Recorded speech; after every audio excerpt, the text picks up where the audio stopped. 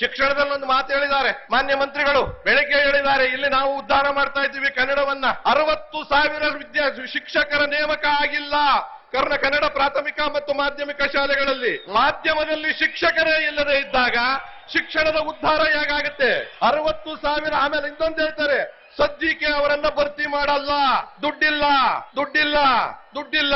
ಕನ್ನಡ ಉದ್ಧಾರ ಕನ್ನಡ ಉದ್ಧಾರ ಕನ್ನಡ ಉದ್ಧಾರ ಹೇಗಾಗುತ್ತೆ? ವ್ಯವಸ್ಥೆ ಇಲ್ಲ, ಸ್ಕೂಲ್ಗಳಿಲ್ಲ, ಬಿಲ್ಡಿಂಗ್ ಇಲ್ಲ, ಮೇಸ್ಟ್ರ್ ಇಲ್ಲ, ಟೀಚರ್ ಇಲ್ಲ. ಖಾಸಗಿಯಲ್ಲಿ ದುಡ್ಡು ಕೊಟ್ಟು ಓದ್ತಾರೆ, ಅವರು ಪಾಸ್ ಆಗ್ತಾರೆ.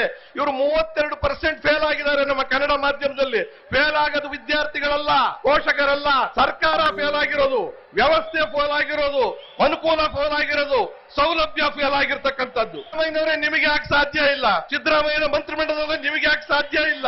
ಹೇಳಿದ ಮಾತಂತೆ ನಡೆಯಕ್ಕೆ ಸರ್ಕಾರದ ರಿಸಲ್ಟ್ಗಳು ನೋಡಿ. ನಾವು ಮಕ್ಕಳ ಮೇಲೆ ಹಾಕ್ತೀವಿ ಫೇಲ್ ಆದ್ರು ಅಂತ. ಸ್ಕೂಲ್ ಇಲ್ಲ, ಬಿಲ್ಡಿಂಗ್ ಇಲ್ಲ, ಕಟ್ಟಡ ಇಲ್ಲ, ಮೇಸ್ಟ್ರ್ ಇಲ್ಲ, 60,000. ಅವ್ರು ಯಾವ ರೀತಿ ಮಾರ್ಕ್ಸ್ ತೆಗಿಬೇಕು? ದಂಡಿಸಿರೋ ಅವ್ರು ಮುಗಿಸ್ತಾ ಇದ್ದೀನಿ, ಯೋಚನೆ ಮಾಡಬೇಡಿ. ನೋಡಿ, ಅವ್ರದ್ದು ಸ್ವಲ್ಪ ಸರ್ಕಾರಕ್ಕೇನೋ ಚಿಗುಟ್ಟಿದ್ದಿಲ್ಲ, ಬೇಡ ಬೇಡ ಅಂತ ಹೇಳಕ್ ಬಂದವ್ರಿ. ಬೇಡ ಬೇಡ, ಹಂಗೆಲ್ಲ ಆಗಲ್ಲ, ಹೇಳ್ಬೇಕಾದ್ ಹೇಳಲೇಬೇಕಾಗತ್ತೆ. ಅಲ್ರಿ, ಹುಡುಗರು ಫೇಲ್ ಆಗ್ತಾರಲ್ಲ, ನೀವು ಸ್ಕೂಲ್ ಸರಿಯಾಗಿ ಇಟ್ಟಿದ್ರೆ ಹುಡುಗರು ಯಾಕೆ ಫೇಲ್ ಆಗ್ತಿದ್ರು?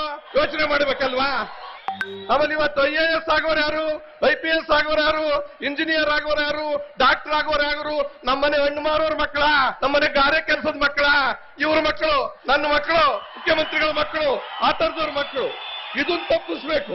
ನಮ್ಮಲ್ಲಿ ಜ್ಞಾನ ಇಲ್ವಾ, ಬುದ್ಧಿ ಇಲ್ವಾ? ನಮ್ಮ ವಿದ್ಯಾರ್ಥಿಗಳಿಗೆ ಬುದ್ಧಿ ಇದೆ, ದುಡ್ಡಿಲ್ಲ ದುಡ್ಡಿಲ್ಲ. ಅದನ್ನ ಸರಿ ಮಾಡಿದ್ರೆ ಮಾತ್ರ ತಕ್ಷಣ